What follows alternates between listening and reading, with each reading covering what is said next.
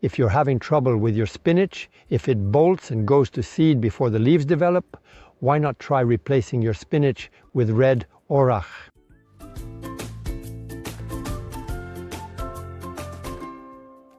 Well, here is a beautiful specimen of red orach, also known as Atriplex hortensis. It's part of the chenopod family, just like spinach. So it has made itself at home here, right next to a parsley plant. I definitely didn't plant it, not even last year. In fact, if there's red orach in my garden, it's because it's a plant that is perennial, but not hardy, an annual that can just pop up here and there in the vegetable patch. So it's especially important to make sure you keep it when you have red orach. You should always have at least one plant to ensure the propagation of red orach. Here's how you can sow orach. Before talking about the properties of red orach, here are its seeds. Seeds that will be sown.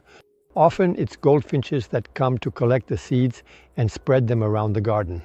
It could also be ants or seeds that fall to the ground, and then you'll find red orach growing a little further away. It can also happen when you throw plants that have gone to seed onto your compost pile, and then you use that compost.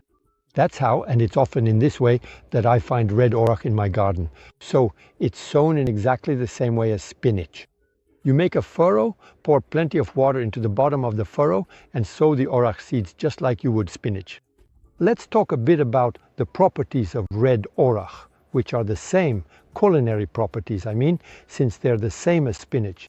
The difference is that you can always harvest these leaves from, let's say, March all the way to the end of the season, right up until the frosts, by sowing new seeds regularly. You can also add it to mesclun mixes, since its red leaves are very decorative. So decorative, in fact, that red orach can also serve as an ornamental plant in your garden or vegetable patch.